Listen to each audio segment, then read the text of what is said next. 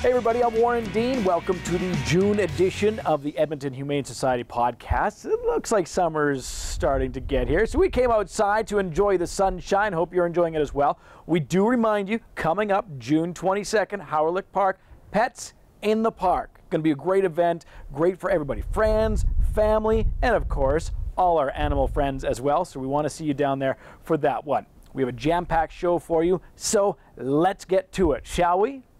This month we're going to say goodbye to Dr. Karen Lang, who has been with the shelter for over 20 years. One of our employees went to the Dominican Republic, but not to get a tan, to help animals in need. And we have the grand prize winner in our Friends for Life Spring Lottery. We start things off with an update from our annual general meeting, which is held at the end of May. We want to say a big thank you to all our members who attended. The turnout was huge, a record-setting turnout, in fact, and your show of confidence in our board of directors was very clear. Each member receiving a majority vote, and we're going to go forward. We have great things on the horizon here at the Edmonton Humane Society, and of course, we're going to continue to look after companion animals just as well as we always have. Very exciting times here at the Edmonton Humane Society. We were a little bit sad to hear that Dr. Karen Lang was going to be leaving us to move on. She deserves a break, that's for sure. But after more than 20 years, it's hard to say goodbye. We did have one final chance to sit down and chat with her. Just rotate your mic. I can't really say I remember my first day, but I certainly remember what things were like back then, and there's a few things that certainly that stand out. Well, when we started out in the old building, I was the first actual veterinarian hired at the Humane Society, or the Edmonton SPCA as it was known back then. Before that, they just had veterinarians come in a couple times a week on a contract sort of basis. But I was the first veterinarian that was actually hired at the shelter, in conjunction with another veterinarian at the time as well then. And we had to start everything basically from the beginning, figure out what we wanted to do, how we wanted to do it, and put in a lot of really basic procedures. I guess one of the clearest things I remember is one of our first battles was really to give all the cats that were in the shelter litter boxes. Because at the time they didn't have any, because that was just way too much work for the staff. It's absolutely remarkable the changes that have come in place in the last 20 years. And especially over the last dozen years, they've been coming really fast and furious. There's been so many weird stories, it's really hard to pick one out. Probably the one that does come to mind, there's a couple oddball things that have come into the shelter. One of which was a scorpion found running down the hallway of an apartment building that somebody had the wherewithal to actually corral up, scoop up, and bring into us instead of going, ah, screaming and squashing it. That's a pretty big one. And the tarantula that the courier people brought into us in a courier box because they felt something rustling when they were picking up this parcel and sending it off, and they went, this isn't right, and they brought it into us, and it was a tarantula. Probably the biggest thing is just the people. There have been so many people that are so dedicated to this facility and to the animals, just a passion for the animals that just stands out. There's so many people that have been involved through these 20 years. Just that this place is a great place, and it certainly is worth the effort, and it has given back just as much as we've put into it, that's for sure. We all know spring cleanup can be more than a bit of a chore when we have to get done with the winter wear of our animals' daily business.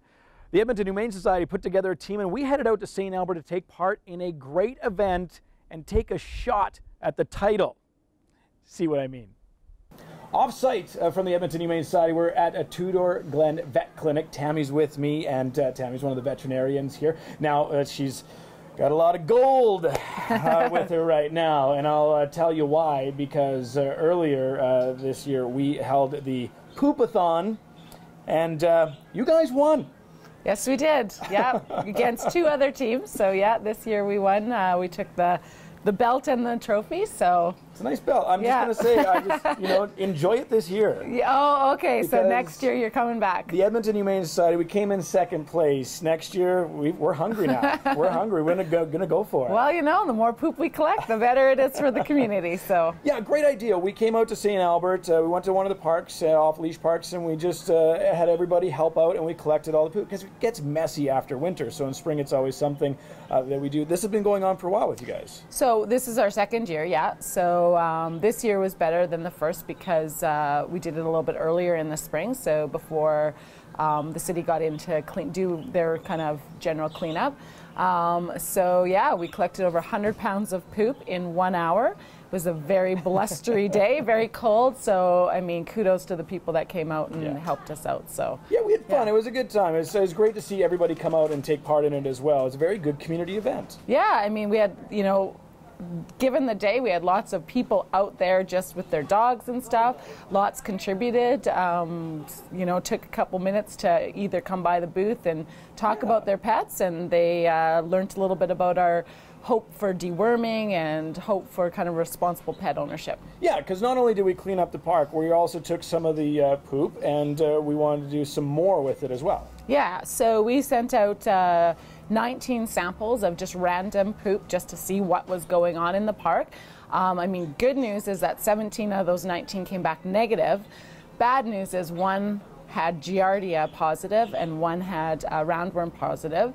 So, I mean, that means that they're out there. Those are both zoonotic diseases, so those are potential to transfer to your families as well as your other pets. So, I mean, we're at risk as well as human beings. So what do people do in a case like that? What's the next step? Well, I mean, routine deworming is number 1. I mean, in the summer months, minimum, they should be routined on a monthly basis.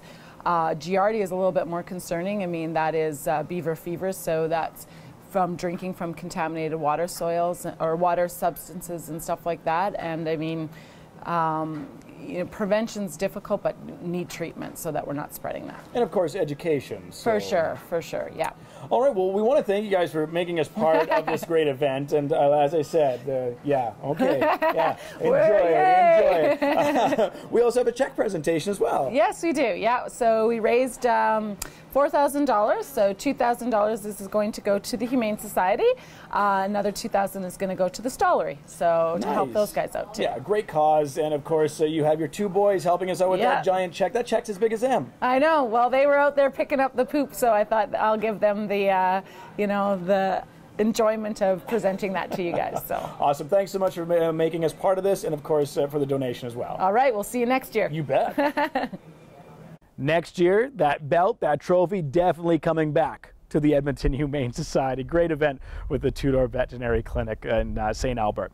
Now, one of our employees, Heather Hunt, had the opportunity to go off to a destination resort in the Dominican Republic, but not to get a tan. It was to help animals in need. That story's up after the break.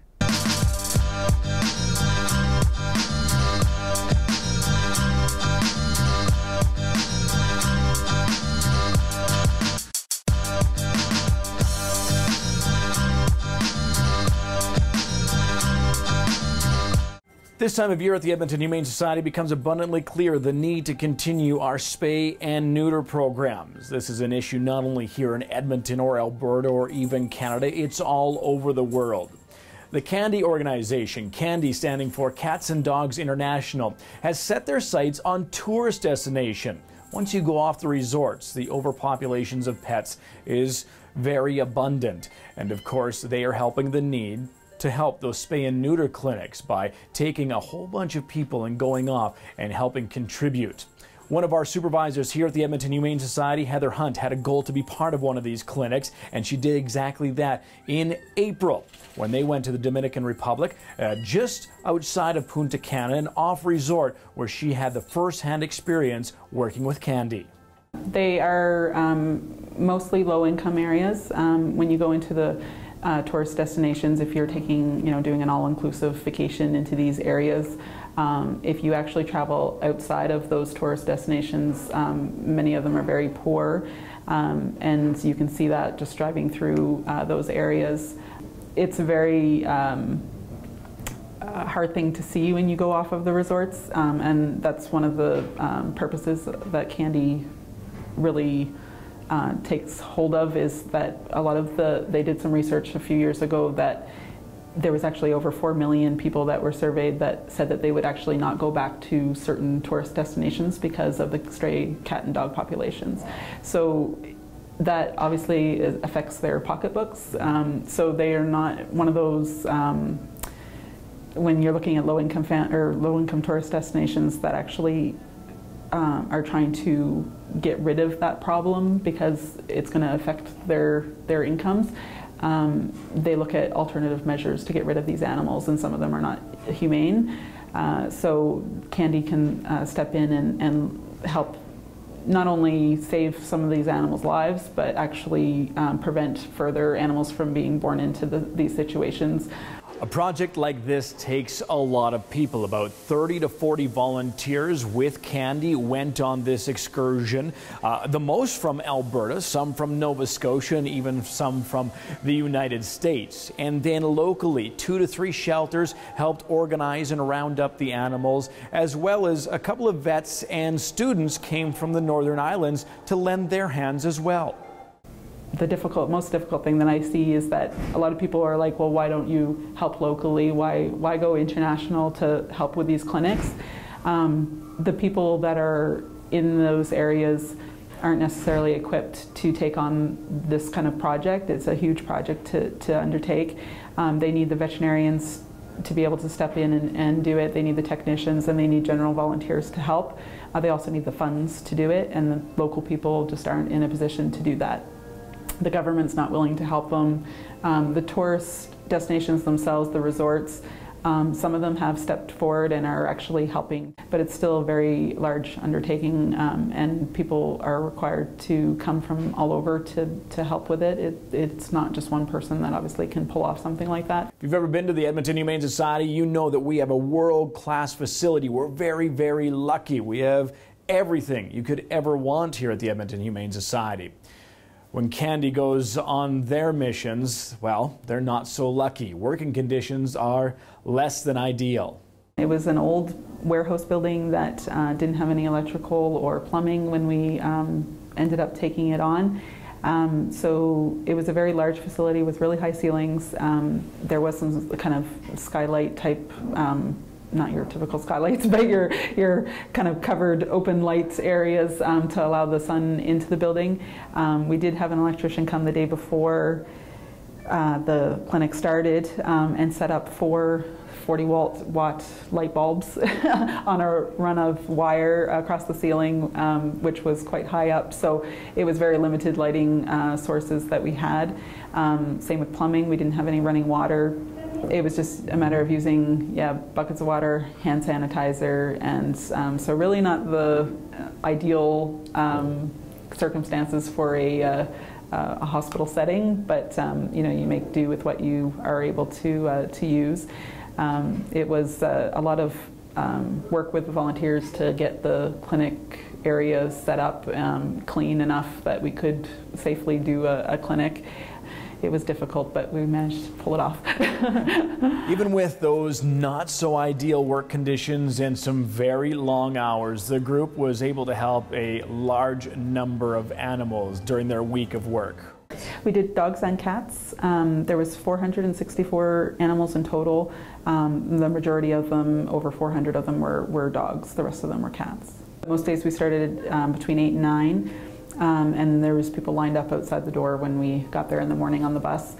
The goal was to be wrapped up by about 6 o'clock, but most days we were there much later than that.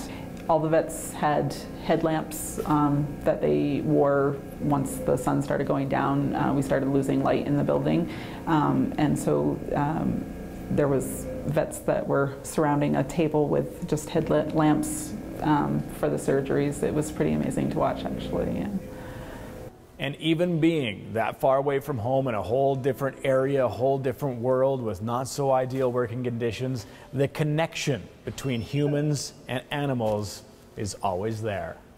We stayed at the Barcelo Beach Resort, and they had 3 or 4 dogs that were just kind of for our beach. They kind of named that as their territory.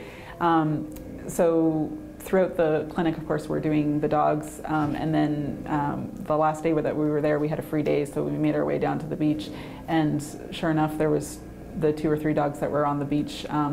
And we're, of course, you know, being animal lovers, you go up to them and start, you know, petting them and giving them their treats and stuff, and they would roll over and their bellies would be shaved, and we knew that those were dogs that we had actually did our spays and neuters on.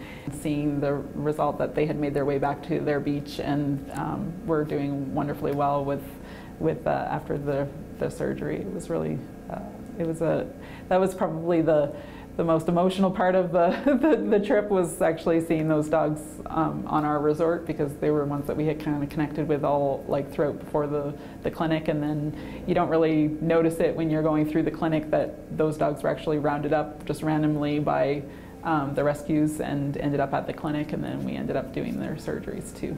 So the emotional toll that it took I mean, I was kind of expecting to have, you know, emotions and know that it was going to be a hard thing to see and to deal with, but nothing really could prepare you for some of the conditions that the animals were in, and the fact that a lot of these animals, because they were street dogs, we had to just release back out onto the streets or the beaches, and they to know that they made it through the surgery and are doing well.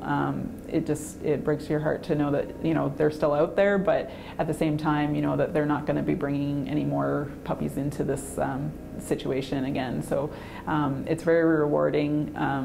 It's an emotional line of work to do, but the rewards definitely outweigh the negatives with it. Candy International, of course, doing great job outside of Canada, and very worthwhile work indeed. Our next story involves a guy you might be used to hearing more than seeing. Raimai is part of the Paul Brown Show on 100.3 The Bear here in Edmonton. He, along with the Dodge Squad, were nice enough to stop by the Edmonton Humane Society and volunteer their time. All right, we're outside. Beautiful day. We love this. As you can see, I'm not alone. This is an all right day. We want to welcome Raimai and the Dodge Squad.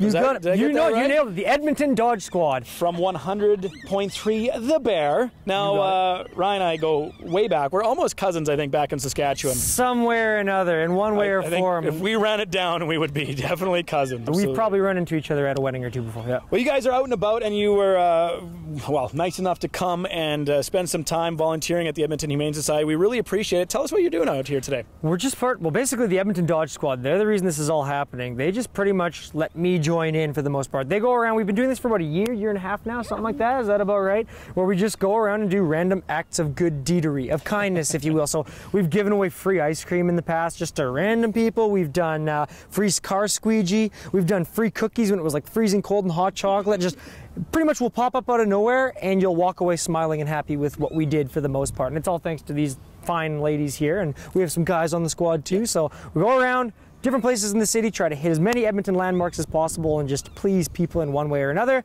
And today we get to pet furry, wonderful animals and please four-legged animals instead of just two, you know? Yeah, absolutely. Yeah. We've got them all, and of course you guys were nice enough to come and volunteer our time. Volunteer is a big part of what we do at the Edmonton Humane Society. Favorite part of the day?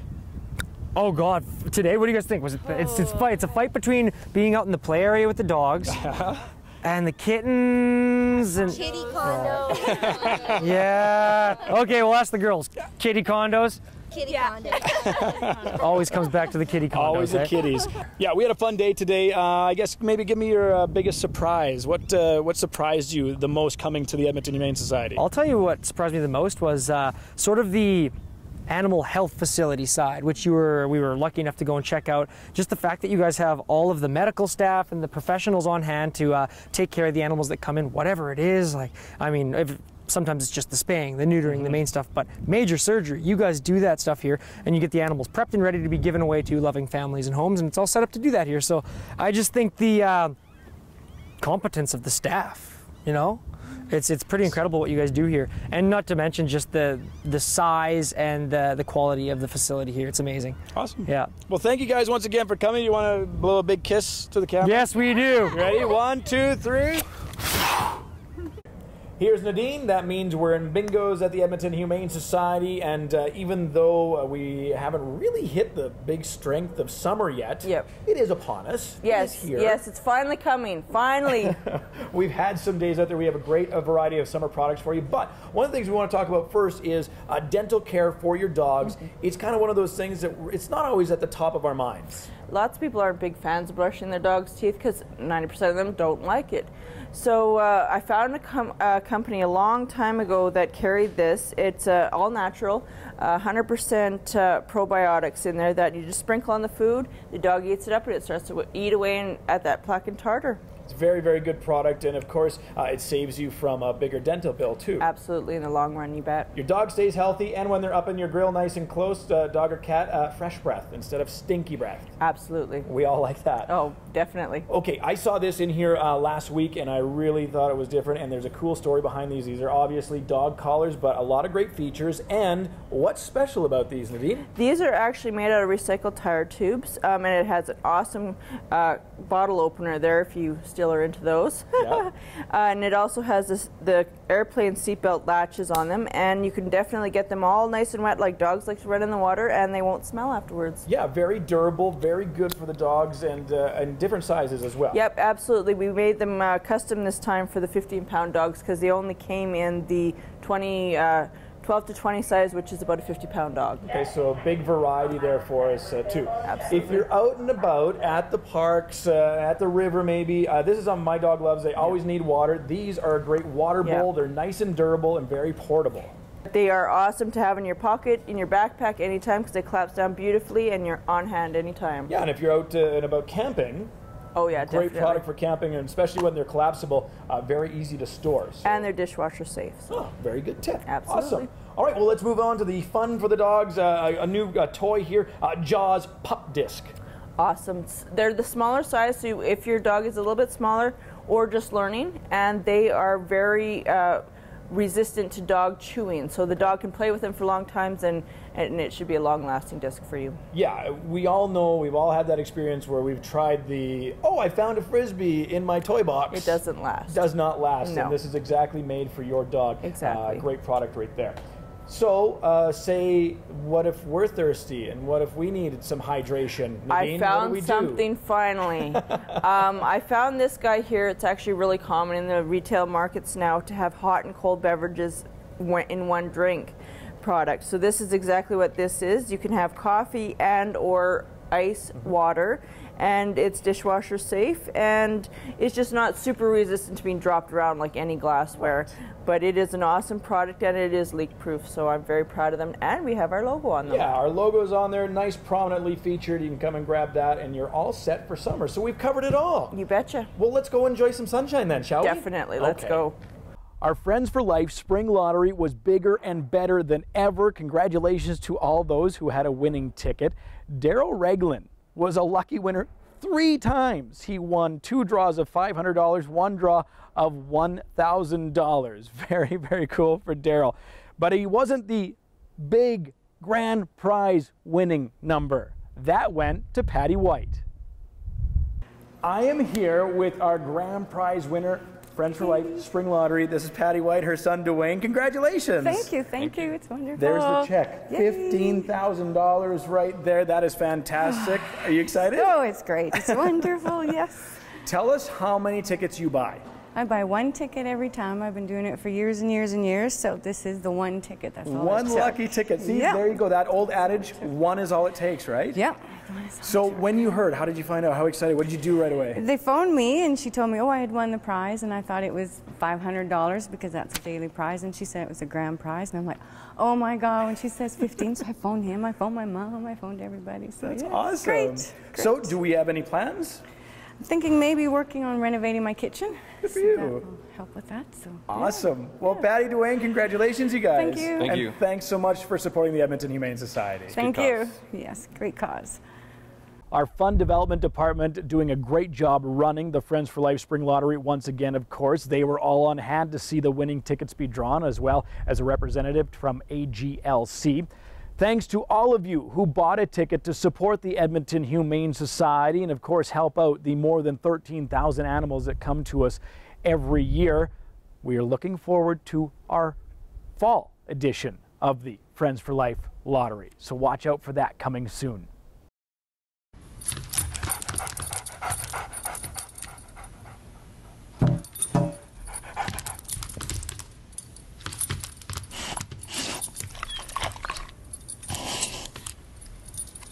There's a shelter pet who wants to meet you. Meet one today. Visit theshelterpetproject.org. Adopt. As we get to the end of this month's edition of the podcast, we do have a few other tidbits to share with you. We're always more than happy to welcome corporate participation here at the Edmonton Humane Society. We take about 15 to 18 groups every year, and they come and volunteer their time, whether it's helping out with administration work, getting adoption packages together, or just cuddling with the animals. We were lucky enough to have TELUS come visit us earlier on this month. Well, every year, usually May 31st, but it goes on for a few weeks. Everyone at TELUS, we go out into the community across Canada and we give where we live. Well, we have lots of different options and lots of different volunteer activities, but we chose, well, the people here, we all feel passionately about animals. I know I do myself, so we want to do something that's close to our heart. Now, we are all booked up for this year as far as corporate visits go, but we will be taking bookings for 2015 starting this November. So if you're interested, make sure you mark that on the calendar and become part of that event. We want to send out a big thank you to Shauna Randolph, her Deluxe Burger of the Month, raising over $1,100 for the foster program here at the Edmonton Humane Society. Thank you so much, Shauna. Thank you to all of you who bought the burger, and of course it wasn't hard because it was a very delicious burger. We also want to say thank you and hello to all the donors who came out for our Donor Appreciation Night on June the 5th. We just had a chance to get to meet everybody and share our stories about our love for our own animals and the care that we put in here at the Edmonton Humane Society. It was a great night, so thanks again for coming out to that. Speaking of donors, we want to thank all of you who support the Edmonton Humane Society. We are a nonprofit charitable organization, and we greatly depend on donor support to care for those over 13,000 homeless animals each year. We'd like you to visit our website for how you can donate, and we appreciate any donation, big or small. Also, thanks to Catch Can Systems for sponsoring the show. Catch Can committed to sustainable development by protecting and preserving the land and water. We want to thank Evan Adnams for his technical directing time and his talents to bring this show to you. And of course, Shaw TV for airing our show at no cost. It's the only news magazine show produced by and for an animal organization. Want to see you next time, of course. Take care. In between visits here on the podcast, you can catch us on YouTube, Facebook, Instagram, Twitter, and of course our website, EdmontonHumaneSociety.com.